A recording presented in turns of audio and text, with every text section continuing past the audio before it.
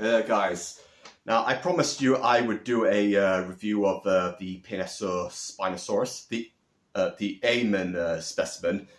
That was back in February, but unfortunately, due to technical reasons, I wasn't able to do that, but here we are now. So, let's get whipped into it. Here I have not one but two PNSO models of Spinosaurus. I'll start with Essein, released from the best part 4 years ago. And there have been numerous re-releases of certain specimens from the company. And it includes this novel, let's see,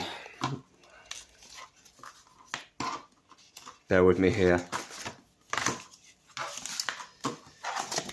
Poster, fact file, standard of PNSO.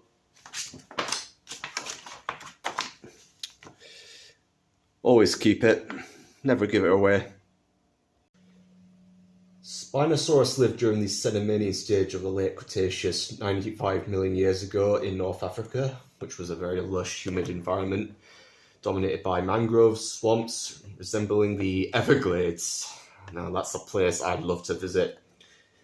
Now the story of Spino begins back during World War II, where German paleontologist Ernest Stromer visited Egypt and uncovered Spinosaurus and a couple of other exotic specimens, including Carcharodontosaurus, Egyptosaurus, Bahariosaurus, Paralititan, and the giant filter-feeding crocodilian Stomatosuchus.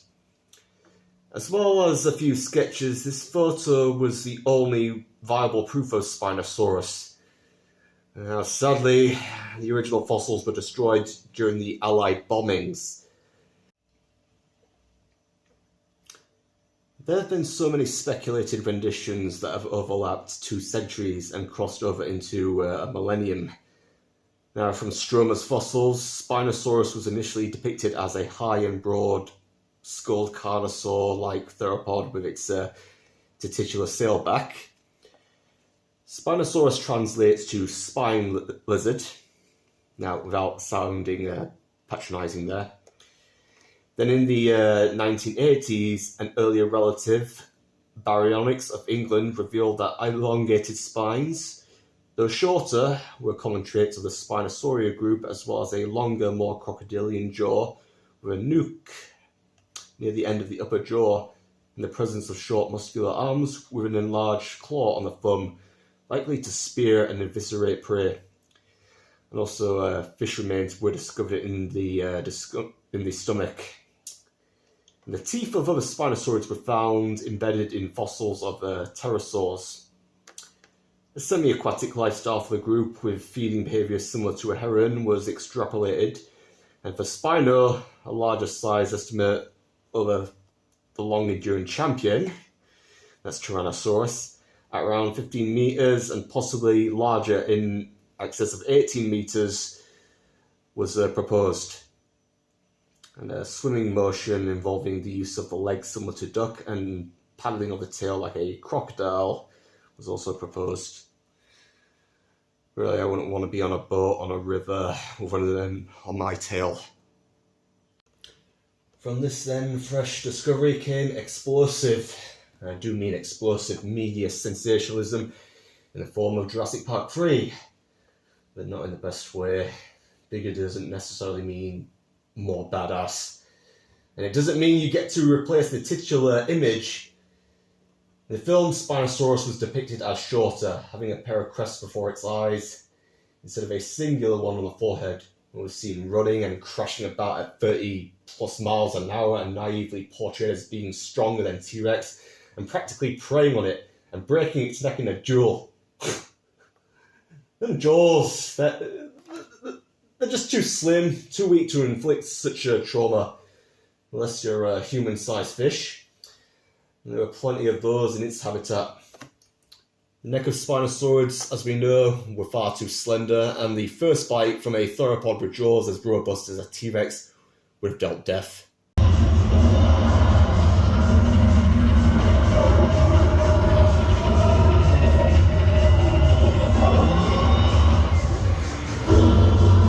I think I'm being harsh there about Spino, just so you know, I'm actually a fan. But mind you, it is a bit inflated with the reputation. But if any damage was going to be done by Spinosaurus, it would be the claws. And Spinosaurus did live in a region where there were two other large theropods to contend with, Carcharodontosaurus and Deltadromeus. Thus, with dealing with the overwhelming competition. So, a semi-aquatic, piscivorous lifestyle would aid in avoiding that. Then, during the mid-2010s, there was another study suggesting that Spinosaurus was a quadruped on account of the shorter legs, the sizable weight estimate, denser bones as opposed to the hollow bones of terrestrial theropods, and elongated body owing to the accepted semi-aquatic lifestyle, and may have walked on its knuckles to distribute the weight while ambulating. Theropods weren't able to pronate their hands like you see, in Jurassic Park and all the other media. So a palm walk, it's not anatomically feasible there. In any case, this excitingly enough would make Spinosaurus the first quadruped theropod dinosaur. I myself brought into this notion, and during 2017, I began writing a short story that depicted Spino in its newly published locomotive stance and lifestyle, and it felt honourable doing so. But then, as we came into the second decade of the new millennium, news was posted about the discoveries of slim, elongated neural vertebrae on the tail section, resembling the paddle crest of a salamander, which would aid in swimming.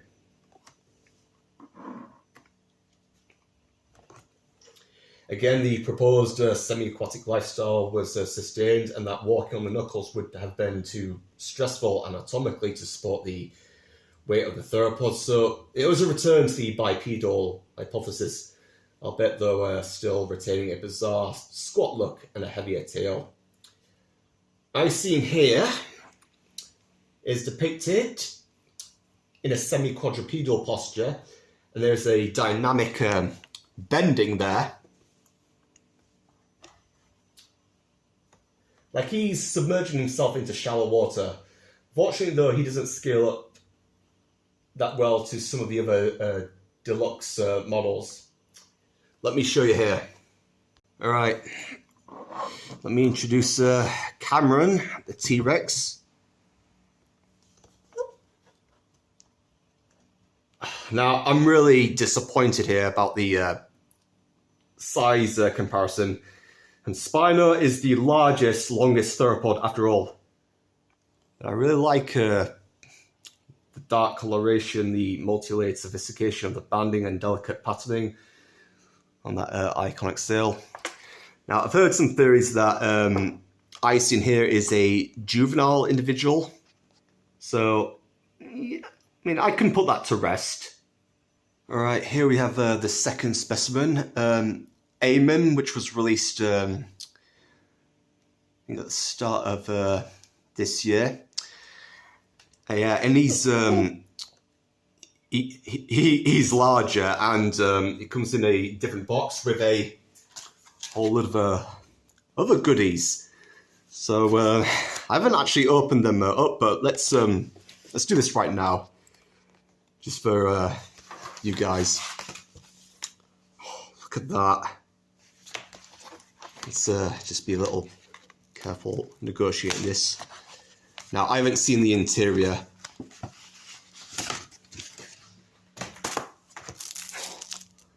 All right.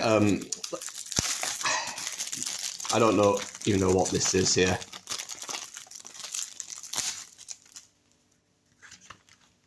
That's in Mandarin. Is this to leave a compliment or something? I don't know, but I'm all over, like, giving PNSO compliments. All right. Sorry, bear with me here. Wow. Yeah, I love this this surreal, shadowy look of Spino. It's that sail and them gaping jaws. Right, so I'm not going to dwell on this too much here. Ah, yeah.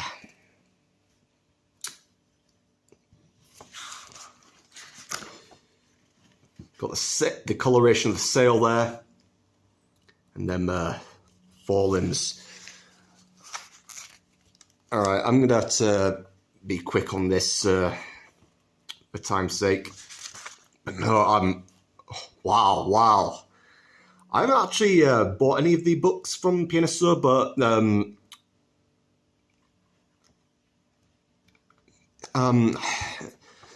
my subscribers, please remind me to do so. I'll do a review on them. Now, what else do we have here? Some paper and all right, Spinosaurus tail or something.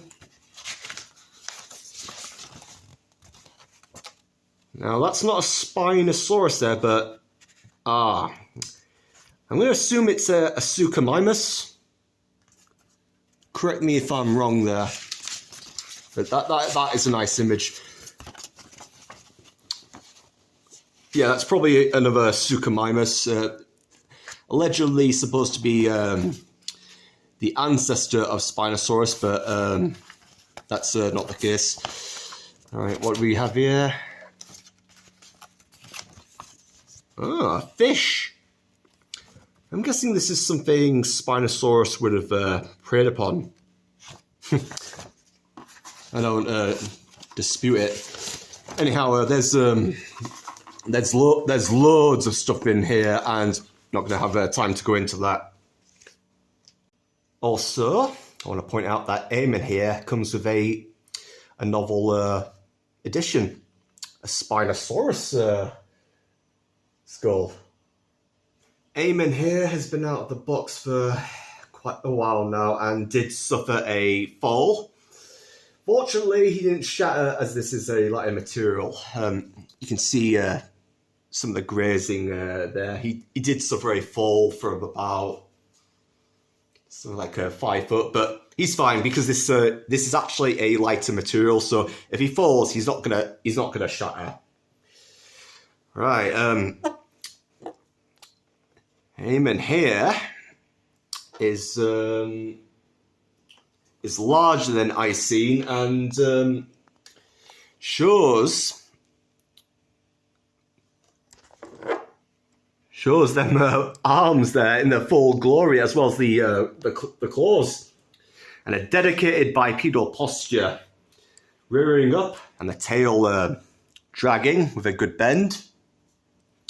Now, just so you know, he's not going to stand up on its own axis. You're going to need to use the stand there, because he will fall over. Just so you know, because I don't want you to get your model scratched, because this is a very nice model and expensive as well. I love how the coloration remains same as the previous model. Aymen's dorsal sail is sculpted symmetrically. But truth be told, I was fond of the jagged look of Essein, but I'll say it's some mutation / anomaly. Yeah, I like to depict my specimens with distinctive features for the sake of character. Now, the exact function of the sail has been debated. It was proposed for thermal regulation, fat storage, or sexual display. Now, I'm going for the latter there. It's a highly visible piece of anatomy.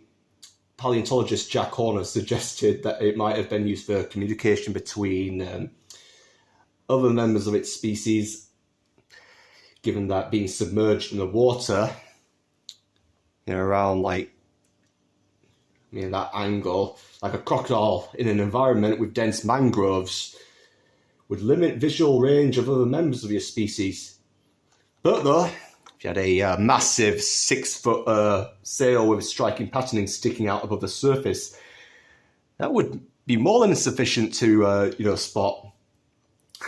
All right, and I'm curious about the development of Spino's dorsal scales throughout their lifetime.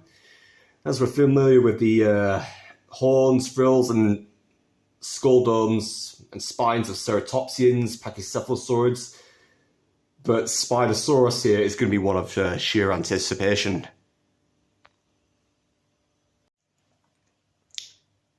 Now, time for a size comparison. Now, PNSO aren't exactly consistent with that. So some models have to be a bit sidelined to like another shelf, which is what I do.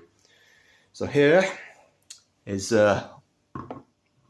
Lucas, the Giganotosaurus.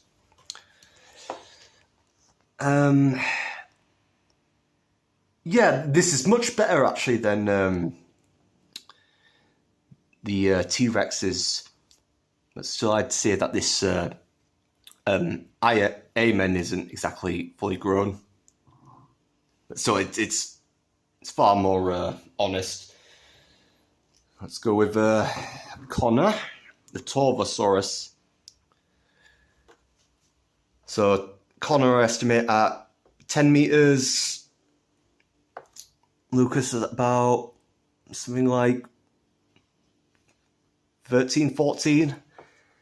And Aymen here around the same, but could be much larger. We don't know. You're a fan of Spinosaurus? You might want to check out my new novella, Turonian Sunrise. Now, this is set 95 million years ago, and it features dinosaurs from Gondwana. That includes South America and North Africa. Yeah. What's featured are Argentinosaurus, Carcharodontosaurus, and Spinosaurus, as well as Mapusaurus. So let's just think of this as a bit of an addendum to this review. It's available on paperback and ebook on Amazon. All right, you guys, I'm going to sign off. You wait for more reviews. I'm just getting back into this. Take care.